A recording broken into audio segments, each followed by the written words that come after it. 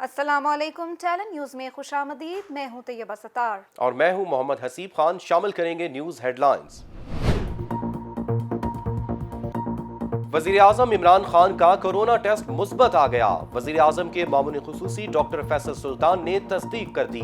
वज़ीर आज़म घर में करंटीना हो गए। वज़ीर आज़म के मुआविन ख़ुसूसी बराए सियासी उमूर डॉक्टर शहबाज गिल ने कहा है कि वज़ीर आज़म का कोरोना टेस्ट आज ही किया गया, जो कि मुस्बत आया। उनकी अलामात शदीद नहीं है। वज़ीर आज़म को हल्की खांसी और हल्का बुखार है।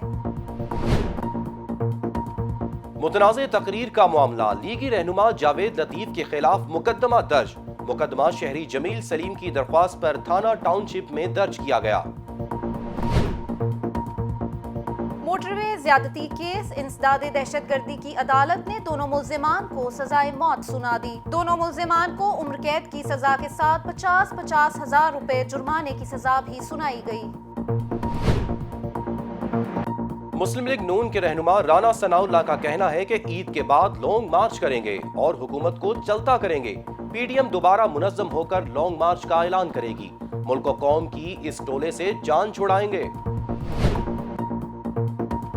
बिजली 5.65 रुपए फी यूनिट महंगी करने की मंजूरी। बिजली की कीमत में ये फौरी इजाफा IMF की शराइत के तहत किया गया। हेडलाइंस आपने जानी और अब खबरें तफसील के साथ। वज़ीर आज़म पाकिस्तान इमरान खान का कोरोना टेस्ट मुस्बत आ गया। वज़ीर आज़म के मामून खुसूसी डॉक्टर फैसल सुल्तान की जानिब से भी इस खबर की तस्दीक कर दी गई है। डॉक्टर फैसल सुल्तान का कहना है कि वज़ीर आज़म इमरान खान का कोरोना टेस्ट मुस्बत आया, जिसके बाद वो अपने घर में ही करंटीना में चले गए हैं। वज़ीर आज़म ने जुमेरात को वैक्सीन लगवाई और फिर इसी दिन इस्लामाबाद में हाउसिंग स्कीम का इफ्तिताह भी किया, जिसमें जुल्फी बुखारी समेत दीगर लोग उनके साथ मौजूद थे। इसके बाद वज़ीर आज़म ने कुवैत के वज़ीर ख़ारजा से भी मुलाकात की, जिसमें उनसे दस्तावेज़ात का भी तबादला हुआ। इसके अलावा वज़ीर आज़म इमरान खान ने गुज़िश्ता रोज़ स्वात मोटरवे का भी दौरा किया था और इस मौका पर वज़ीर मौसलात मुराद सईद और वज़ीर आला खैबर पख्तूनख्वा महमूद खान भी मौजूद थे। डॉक्टर अब्दुल बारी का कहना था कि वैक्सीन लगाने के बाद से 2-3 हफ्तों के बाद एंटीबॉडीज बनना शुरू हो जाती हैं। इसीलिए चीनी वैक्सीन की 2 डोज लगाई जाती हैं ताकि एंटीबॉडीज ज्यादा बन जाएं। उनका कहना है कि उम्मीद है कि वज़ीर आज़म को अलामात बहुत कम होंगी, क्योंकि वो खुद को फिट भी रखते हैं और आने वाले दिनों में उनकी एंटीबॉडीज भी बनना शुरू हो जाएंगी। वज़ीर आज़म के मुआविन ख़ुसूसी बराए सियासी उमूर डॉक्टर शहबाज गिल ने कहा है कि वज़ीर आज़म इमरान खान का कोरोना टेस्ट मुस्बत आया है, मगर उनकी अलामात शदीद नहीं हैं। शहबाज गिल का कहना है कि वज़ीर आज़म का कोरोना टेस्ट आज ही किया गया, जो कि मुस्बत आया। शहबाज गिल के मुताबिक वज़ीर आज़म अपनी रिहाइश गाह पर करंटीना में हैं और अल्लाह का शुक्र है कि उनकी अलामात शदीद नहीं हैं और बहुत हल्की सी खांसी और हल्का बुखार है। उन्होंने मजीद कहा कि वज़ीर आज़म के कोरोना मुस्बत आने को किसी भी सूरत वैक्सीन से नहीं जोड़ना चाहिए, क्योंकि वैक्सीन लगने के बाद एंटीबॉडीज बनने में 2 से 3 हफ्ते लगते हैं। उन्होंने कहा कि कोरोना टेस्ट मुस्बत आने के बाद वज़ीर आज़म की यही हदायत है कि उनको वैक्सीन से किसी भी सूरत ना जोड़ा जाए। और अब बात करेंगे मियां जावेद लतीफ़ के हवाले से। मुतनाज़े तकरीर के मामले पर मुस्लिम लीग नून के रहनुमा और मेंबर कौमी असम्बली जावेद लतीफ़ के खिलाफ मुकदमा दर्ज कर लिया गया। मियां जावेद लतीफ़ के खिलाफ मुकदमा शहरी जमील सलीम की दरख्वास्त पर थाना टाउनशिप में दर्ज किया गया है। दायर मुकदमे में मौक़िफ़ इख्तियार किया गया है कि जावेद लतीफ़ ने हुकूमत, मुल्की सालमियत और रियासती इदारों के खिलाफ हर्जा सराई की। मियां जावेद लतीफ़ ने पीपल्स पार्टी और नून लीग के कारकुनों के माबैन नफरत का बीज बोया।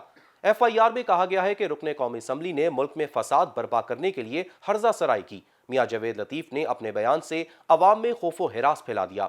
दरख्वास्त में कहा गया है कि जावेद लतीफ़ ने बयान देकर मुल्की कवानीन की खिलाफ वर्जी की। मुकदमे में 120, 120B, 153, 153A और 500 और 500B1 की दफात शामिल की गई हैं। बुलेटिन में बात करेंगे मोटरवे ज्यादती केस के हवाले से। लाहौर की इंसदादे दहशतगर्दी अदालत ने मोटरवे ज्यादती केस का फैसला सुना दिया। अदालत ने दोनों मुल्जिमान आबिद मल्ही और शफकत को सजाए मौत सुना दी। इंसदादे दहशतगर्दी की अदालत ने फरीकैन के दलाइल मुकम्मल होने के बाद मोटरवे ज्यादती केस का फैसला 18 मार्च को महफूज किया था, जो आज सुनाया गया है। इंसदादे दहशतगर्दी की अदालत के जज अरशद हुसैन भुट्टा ने कैंप जेल लाहौर में तकरीबन 6 माह की अदालती कार्रवाई के बाद फैसला सुनाया। اس کیس کے چالان میں کل 37 گواہوں کے بیانات شامل کیے گئے تھے۔ 200 صفحات پر مشتمل چالان چند روز قبل پیش کیا گیا تھا۔ عدالت نے دونوں ملزمان عابد ملہی اور شفقت کو سزائے موت سنائی ہے۔ دونوں ملزمان کو عمر قید کی سزا کے ساتھ 50 ہزار روپے جرمانے کی سزا بھی سنائی گئی ہے۔ اور اب کچھ بات کریں گے لیگی رہنما رانا ثناءاللہ کی۔ مسلم لیگ نون کے رہنما رانا ثناءاللہ کا کہنا ہے کہ عید کے بعد لانگ مارچ کریں گے اور حکومت کو چلتا کریں گے۔ عید کے بعد لانگ مارچ کا اعلان کریں گے اور قربانی سے پہلے ان کی قربانی ہوگی۔ لاہور میں انسدادی منشیات عدالت میں پیشی کے موقع پر میڈیا سے گفتگو کرتے ہوئے رانا ثناءاللہ کا کہنا تھا کہ لانگ مارچ کو ہمیں جاری رکھنا چاہیے تھا۔ لانگ مارچ کا منسوخ ہونا غلط ہوا ہے، لیکن قربانی کی عید سے پہلے ان کی قربانی کریں گے۔ ان کا کہنا تھا کہ پیپلز پارٹی پہلے بھی استعفوں کے حق میں نہیں تھی۔ خیال تھا کہ شاید پیپلز پارٹی سندھ حکومت کی وجہ سے استعفوں سے اجتناب کر رہی ہے۔ انہوں نے مزید کہا کہ پارٹیوں نے تجویز دی ہے کہ پہلے قومی اسمبلی سے استعفے دیے جائیں، استعفوں پر اختلاف کو بیٹھ کر حل کریں گے۔ رہنما نون لیگ نے کہا کہ پی ڈی ایم دوبارہ منظم ہو کر لانگ مارچ کا اعلان کرے گی۔ ملک و قوم کی اس ٹولے سے جان چھڑائیں گے۔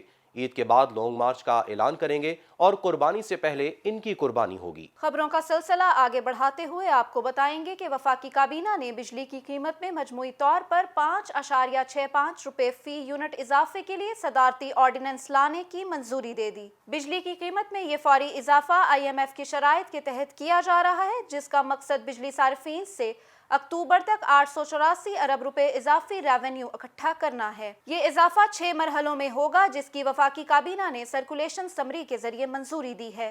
وفاقی کابینہ نے صدارتی آرڈیننس کے ذریعے نیپرا ایکٹ میں ترمیم کی بھی منظوری دی ہے، جس کے تحت حکومت کو بجلی پر ریونیو بڑھانے کے لیے مزید 10% سرچارج لگانے کا اختیار بھی حاصل ہو جائے گا، اور وہ بجلی کی قیمت میں 1.40 روپے فی یونٹ اضافہ کر سکے گی۔ اور سیاست میں آپ نے ہارس ٹریڈنگ کی اصطلاح تو بہت سنی ہوگی۔ یہ اصطلاح کہاں سے آئی اور اس کا پس منظر کیا ہے، جانتے ہیں عائشہ متین کی اس رپورٹ میں۔